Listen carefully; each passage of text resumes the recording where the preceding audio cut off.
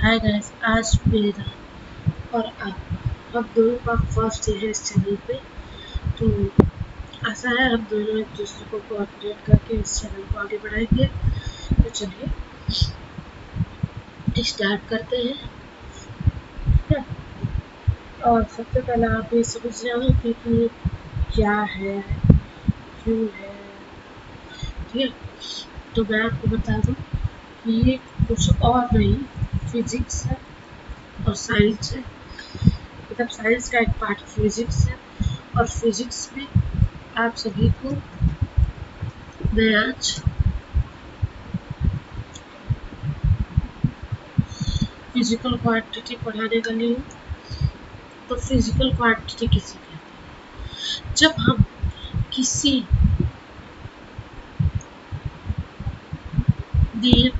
नियम को या सिद्धांत को किसी भौतिक राशि में पिरोते हैं, यानी कि क्या करते हैं, रखते हैं, पदों में रखते हैं, भौतिक राशियों के पदों में उस नियम को रखते हैं, तो उसे कहते हैं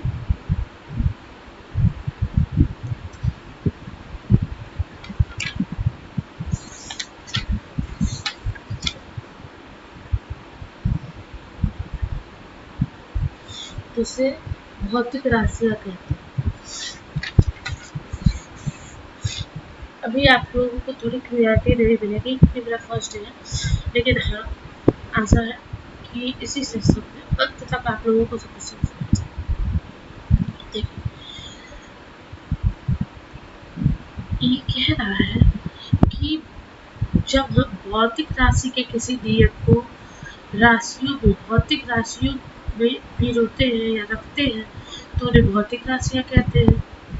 ठीक है, या फिर आप ये भी कह सकते हैं कि भौतिकी के नियम को जिन्हें राशियों के पदों में व्यक्त किया जाता है उन्हें भौतिक राशियां कहते हैं। भौतिक राशियों के नियम को जिन्हें राशियों में व्यक्त किया जाता है उन्हें भौतिक राशियां कहते हैं।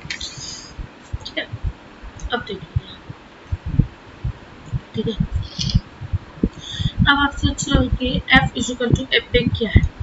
तो F इक्वल टू एम पे है वस्तु पर कार्य करने पर उसका मान उस वस्तु के द्रव्यमान तथा उत्पन्न त्वरण के गुणनफल के समानुपाती होता है। बस यही, इसी नियम को, इस बड़े से नियम को हम लोगों ने एक छोटी सी लाइन पे पिरोया है, या फिजिकल टू एम पे। ठीक है, तो आशा है आप सभी को समझ में आ रहा होगा। थोड़ा सा ऊपर के माले में चढ़ रहा हूँ। देखिए, ये है फोर्स, ये है द्रव्यमान और त्वरण। ए फॉर त्वरण और एम फॉर द्रव्यमान। ठीक है, अब देखिए, कह रहा है कि जब किसी कार्य को हमें करना होता है तो उस कार्य को करने के लिए सबसे पहले बल लगता है। तो बल फोर्स है, एफ है। फिर उस बल को लगाने के लिए हम करते क्या है, जितना बल है उतने ही बल का द्रव्यमान इंटू त्वरण, यानी कि द्रव्यमान का गुणनफल, द्रव्यमान और त्वरण का गुणनफल, ये कहलाता है बल। Is that clear? तो पहला आई थिंक सो क्लियर हो गया होगा आप लोगों को। ठीक है, अब दूसरी नियम पे चलते हैं, यह फिजिकल टू एम जी। अब कह रहा है जब हम किसी कार्य को गुरुत्वाकर्षण की दिशा के विरुद्ध करते हैं, यानी कि गुरुत्वाकर्षण के साथ करते हैं, तो जी की जगह पे ए, या ए की जगह पे जी आ जाता है। तो यहाँ पे त्वरण नहीं, द्वितीय त्वरण है, जिसका मान 9.8 into 10 to the power something याद नहीं आएगा।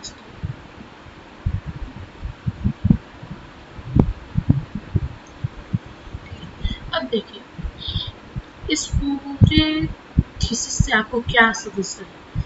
इस पूरे थीसिस से आपको ये समझना है कि बड़े बड़े नियम जो भौतिक विज्ञान के होते हैं, थीसिस होते हैं, नियम होते हैं, कॉन्सेप्ट होते हैं, कुल मिला के थ्योरीज होते हैं, उनको जब किसी पैमाने में रखा जाता है तो उस पैमाने को ही भौतिक राशियाँ कहते हैं।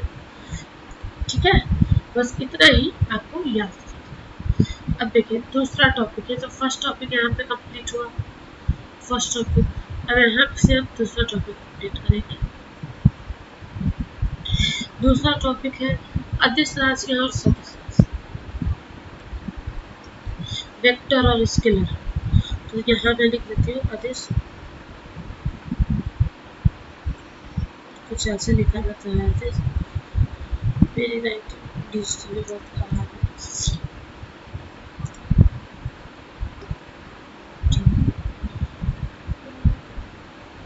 यहाँ से थोड़ा सा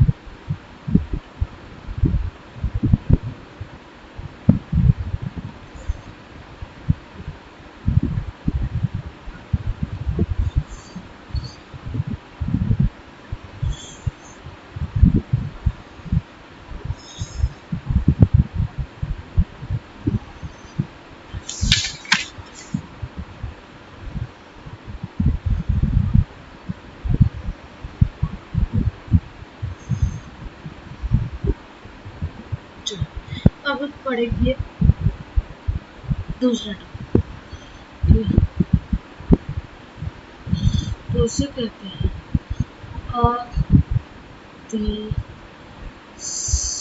अदिश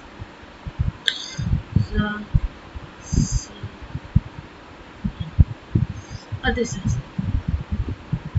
ठीक है, तो अदिश राशियाँ ध्यान दीजिएगा, बहुत से ध्यान से देखिएगा, क्योंकि इससे आपका इंटर में भी क्वेश्चन बनता है। फिर जिस क्लास में आप पढ़ोगे उस क्लास से भी बनेगा, यानी कि जिस क्लास से स्टार्ट होगा उस क्लास से लेके आपका 12 तक को पीछा करेगा। और साथ ही साथ अगर आप IIT JEE या फिर नीट जैसे कंपटीशन के PCMT ऐसे कंपटीशन की तैयारियों में लगे हुए हो तो ये आपका पीछा कभी नहीं छूटेगा। ठीक है, तो अदिश कहते किसे? अदिश कहते हैं स्केलर क्वांटिटी, वे राशि जिनमें परिमाण की तो आवश्यकता होती है लेकिन दिशा की नहीं, उन्हें अदिश राशियाँ कहते हैं। जैसे कि द्रव्यमान, चाल, आयतन, कार्य, ऊर्जा, समय आदि। अच्छा, अब ये बताइए कि इसमें आप लोगों ने एक एग्जाम्पल सुना होगा कार्य।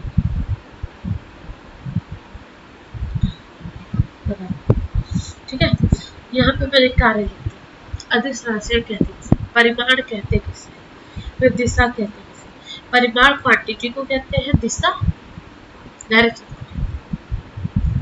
आप लोगों ने कहीं सुना है कि फलाने ने काम इस दिशा में किया?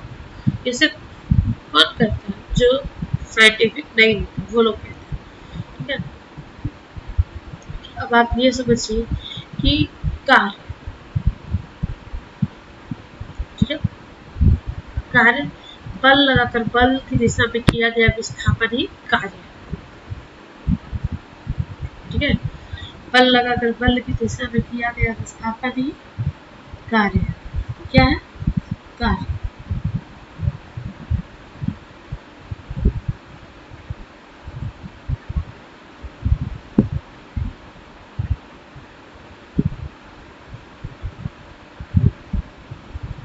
अब देखिए, तो अब आप लोगों ने इतना तो समझ लिया कि कार्य कहते किसे? बल लगा के बल की दिशा में किया गया विस्थापन ही कार्य।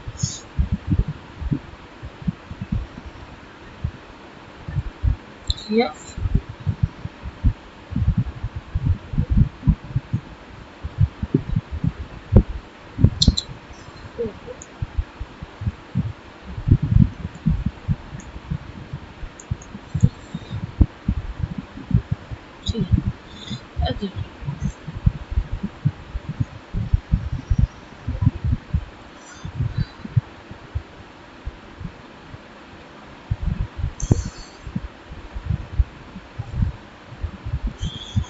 तो मैं इस पे एक एरो दे रही थी जो कि बल का महत्व है, और एरो क्यों दे रही थी वो अभी आपको पता चलेगा।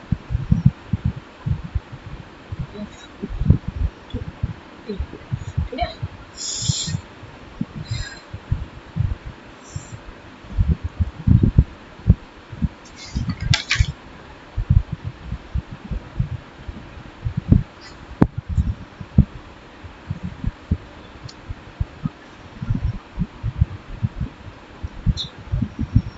या फिर टू ए नहीं होगा, सॉरी, या फिर टू यस।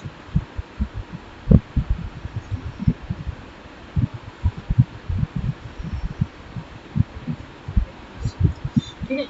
तो एफ यानी कि बल, मैंने जैसे कि कहा कार्य का मतलब होता है बल लगा के बल की दिशा में किया गया विस्थापन ही कार्य। अब यहाँ से आपके दो कॉन्सेप्ट क्लियर होने चाहिए। पहला जो मैंने पहले बता दिया, फिजिकल क्वांटिटी, ठीक है, और दूसरा कौन सा कॉन्सेप्ट है, अदिश राशि, यानी कि स्केलर क्वांटिटी। ठीक है। अब देखो वो कैसे क्लियर होगा, वो ऐसे क्लियर होगा। कार्य का डेफिनेशन जो आपको बता रही हूँ, बल लगाकर बल की दिशा में किया गया विस्थापन ही कार्य कहलाता है।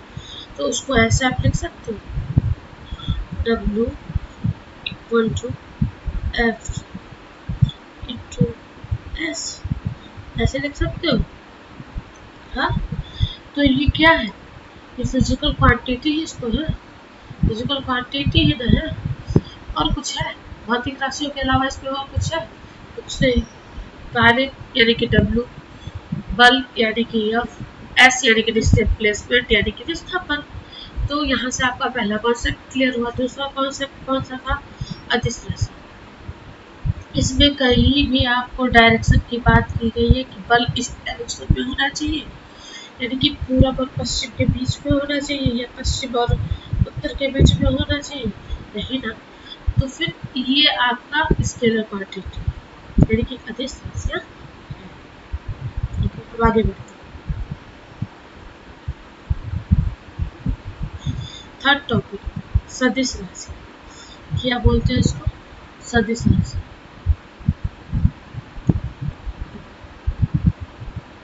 यहाँ से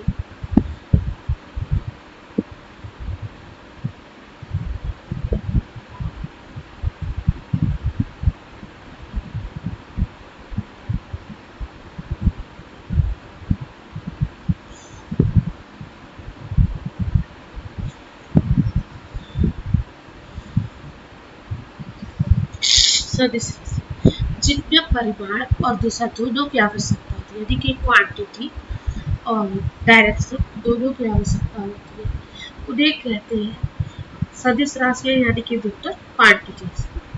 जैसे वेग, विस्थापन, बल, त्वरण, ये क्या है, ये सारे के सारे आपके सदिश राशियों में।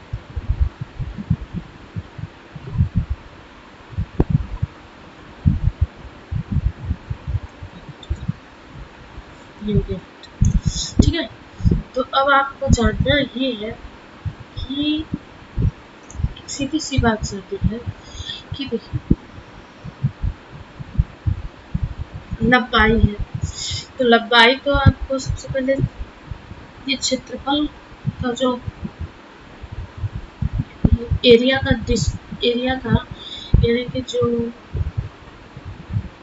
क्षेत्रफल होता है वो होता है मीटर वर्ग, यानी कि m पर पावर 2। तो m पर पावर 2 होता है। तो आप ये बताओ कि ये वेक्टर है या फिर इसके लिए। तो लंबाई को तो आप डायरेक्शनली नाप सकते हो ना, कि इस दिशा में इतने ही हम जीत जाएंगे, ये तो किसी भाषा पुरुष ने नहीं कहा। हाँ, तो विज्ञान उन नियमों का खंडन करता है जो उस पे खड़े नहीं थे। ठीक है, तो अब क्षेत्रफल को आप ऐसे समझो कि लंबाई का वर्ग यानी कि भुजा का वर्ग ही क्षेत्रफल कहलाता है। ओके, तो यहाँ आपको लिख सकते A is equal to S into S फिर S स्क्वायर, ये हो गया आपका लंबाई का एरिया का मात्रा फॉर्मूला, यानी कि साइड इंटू साइड। अब कई लोग इसको एल भी लिखते हैं, एम इंटू एम भी लिखते हैं, तो उसको लिखते दो। ठीक है, क्षेत्रफल का फॉर्मूला कुछ ऐसा है। ठीक है, साइड बाय साइड आपको सब कुछ समझ में आता है। अब देखिए,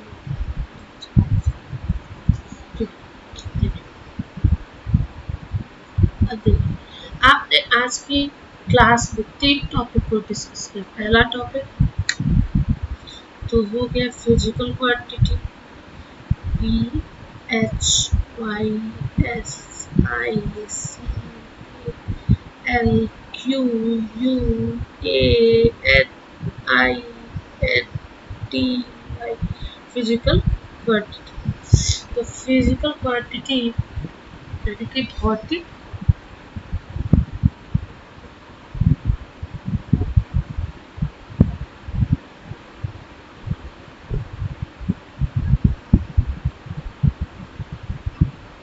राशि। दूसरा हमने डिस्कस किया, क्या डिस्कस किया, अदिश राशि। अदिश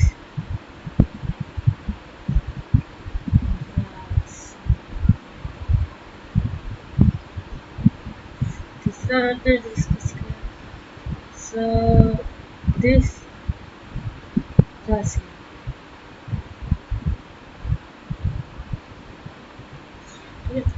तो आपको ये जानना चाहिए कि अब आपको अगर कोई भी प्रॉब्लम इन तीनों टॉपिक से रिलेटेड हो, वीडियो को पॉज करो, साथ ही साथ बैक करो,